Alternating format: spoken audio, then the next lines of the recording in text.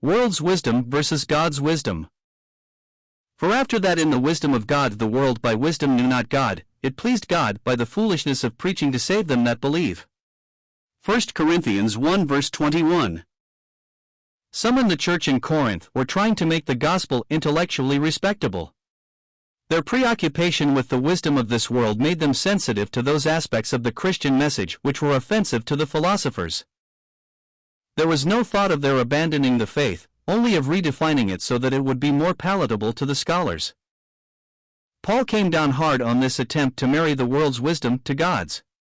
He knew only too well that the achieving of intellectual status would result in a loss of spiritual power. Let's face it.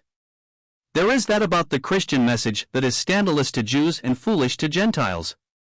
And not only that, most Christians are not what the world would call wise, mighty, or noble.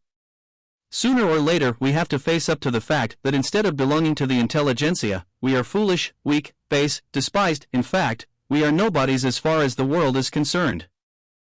But the wonderful thing is that God uses that message, which seems to be foolish, in saving those who believe. And God uses non-persons like us to accomplish His purposes.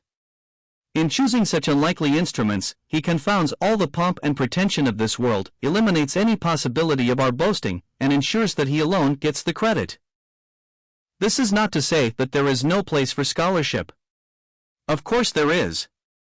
But unless that scholarship is combined with deep spirituality, it becomes a deadening and dangerous thing. When scholarship sits in judgment on the Word of God, claiming, for instance, that some writers used more reliable sources than others, it represents departure from the truth of God. And when we court the approbation of scholars like that, we are vulnerable to all their heresies. Paul did not come to the Corinthians with excellence of speech or of wisdom. He determined to know nothing among them but Jesus Christ and Him crucified. He knew that power lay in the simple, straightforward presentation of the gospel, not in occupation with knotty problems or in profitable theories, or in the worship of intellectualism.